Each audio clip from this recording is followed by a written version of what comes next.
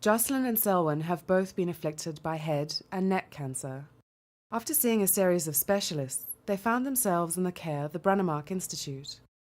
They have agreed to share their stories with you to help you on the journey ahead.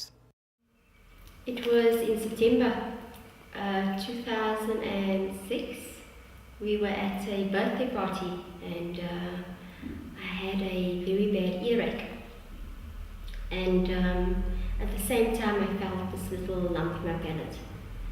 And it was the Saturday, the Monday I went to see the doctor. And he said it was an abscess. So he sorted out my ear in the surgery. And then I told him about the lump in my palate. And he said he doesn't think it's anything, maybe just overgrowth of wisdom teeth or something like that. Basically, it went back to a problem that I had with a tooth, a back molar with an abscess. Then they pulled the whole lot out, cleaned it out, and the cavity that was created was not healing. It was not healing month after month after month, despite all sorts of antibiotic interventions and stuff, until the dentist said, I think we better get a maxillofacial surgeon to have a look at whether there's a problem. She sent me for a CAT scan, and while the radiologist was doing the x-ray, she said it looked like there was a hole in my sinus. And I thought, okay, fine, that explains my sinus problems. A week later, she phoned me and she said she needs to do a biopsy. And at that time, I was studying. And a few days later, she phoned me. And while I was studying, she told me it's cancer. She's only seen it in much older people. And she was worried, so she asked me to see the team the following day. When he realized what was there, he said to me, there is no way in which I can manage this. It will need much more experience and knowledge than I have. He then recommended that we get hold of Boys Varley, and Boys Varley put together a team. The Brannemark Institute believe in having a team of specialists to support you throughout your treatment. These people are available for you to consult with regards to all of your needs. A lot of the people you will meet have an ongoing relationship with the Institute. Dr. Van Zyl is a radiation oncologist situated next to the Morningside Clinic. She has a long history with the Institute and fully supports the ethos of having team support. This should involve the various specialists in the field, from the surgical side, the ear, nose and throat side, the oncology side, as well as the associated specialists, the dentists, the maxillofacials, and then the entire support team, who include psychologists, counselling social workers, dietitians, physiotherapists, nursing staff, ministers of religion, support groups, patient advocacy groups. The whole lot are involved with patient management. After diagnosis, intensive preoperative rehabilitative planning is undertaken, sometimes using sophisticated computer software and virtual surgery. The plan and possible treatment alternatives will be discussed with you. You then undergo the initial surgery to remove the cancerous sites. Then a prosthesis and dental implants are made to match your original palate and teeth. The technicians and implant manufacturers use precise molds and machining techniques to create the implants, teeth and a false palate called the obturator. You will need to learn how to eat and speak with these new prostheses and generally adapt to the different oral anatomy. After surgery and primary rehabilitation, patients often undergo radiation therapy. Again, the team of specialists and support groups will be with you along the way. Alternatives. Nobody suggested any alternatives to me, because either that was taken out or I would be taken out. It was very malignant, the carcinoma, and it would have continued to do a lot of destructive interference with everything in my head. And so it wasn't optional that I could not have it done, unless I was happy to just disappear after 6 months or a year. which was the last thing I was prepared to do. About the procedure, what they're going to do, even if you tell the patient, like with me, they told me everything that might and might not happen. At that time, it was like they must just do what they can. I wasn't even hearing everything. I wasn't even taking everything in. It was just they should. I actually put my trust in my doctor's hands.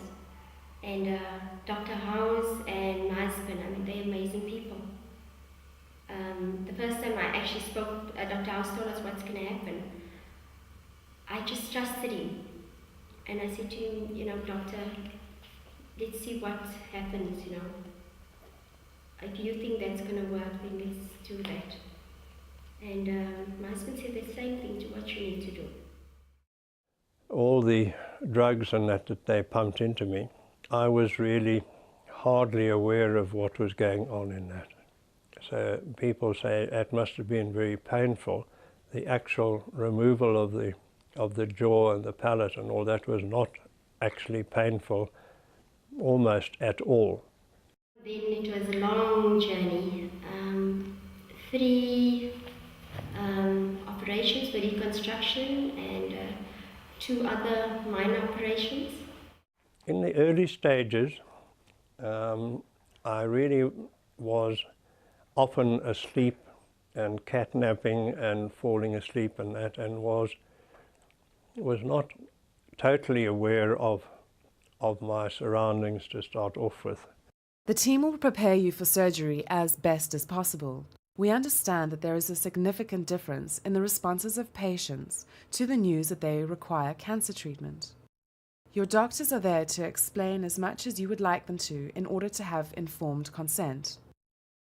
It is very important to have realistic expectations of the journey ahead and to try and make sure you as an individual are as comfortable as possible with your situation.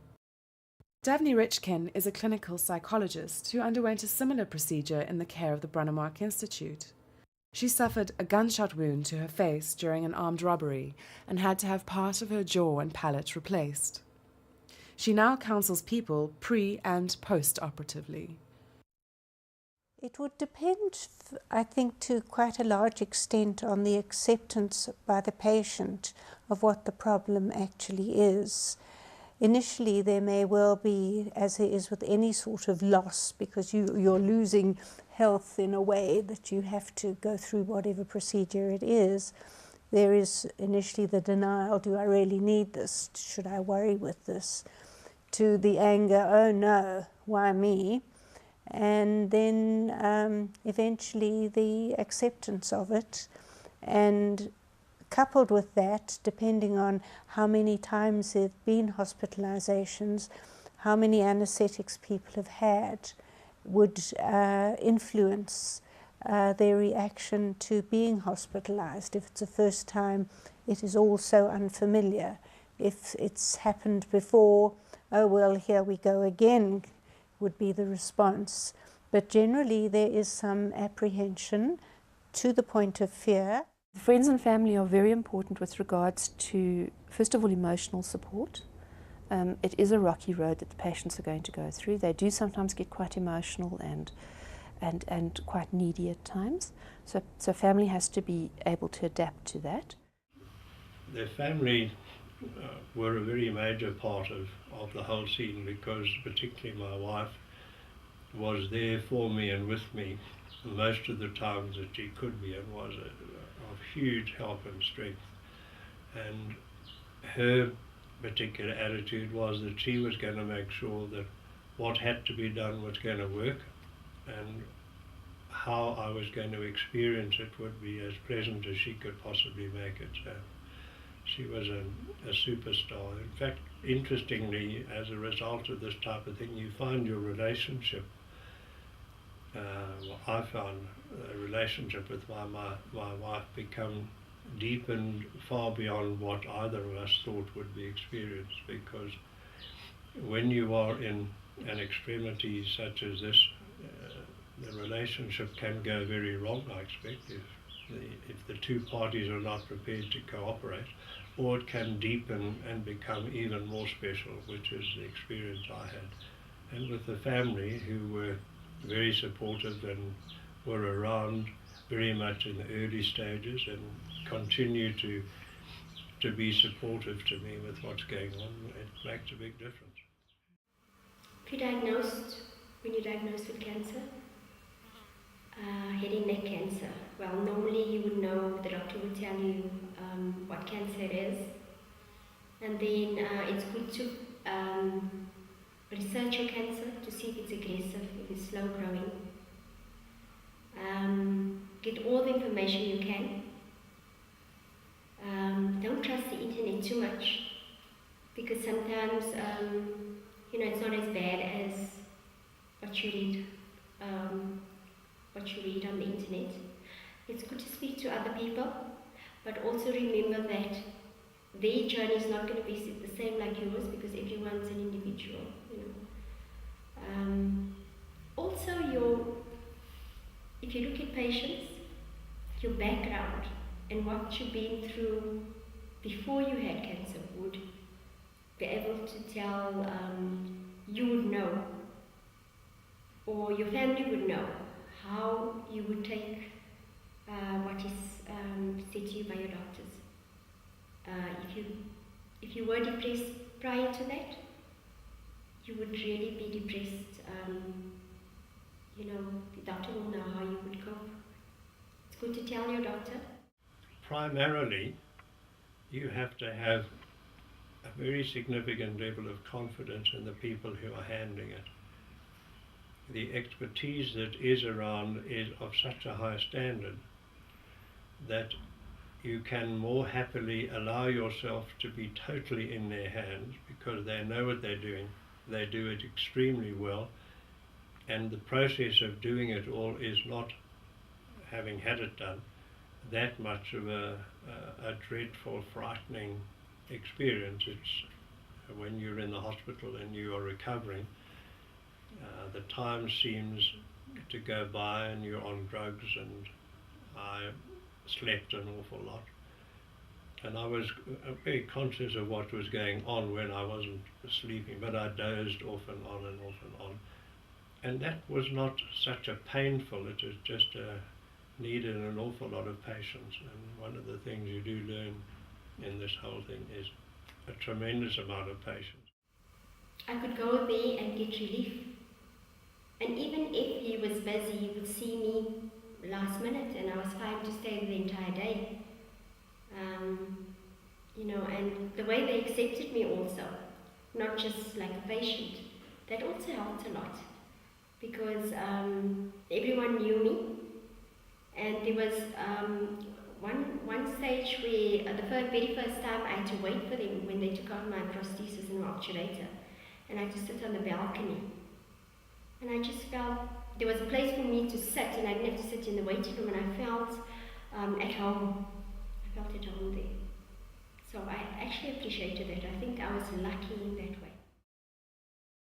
You may require tracheostomy tubes in order to secure a breathing airway, and a feeding tube to ensure that you can receive the correct nutrition for the fastest possible recovery.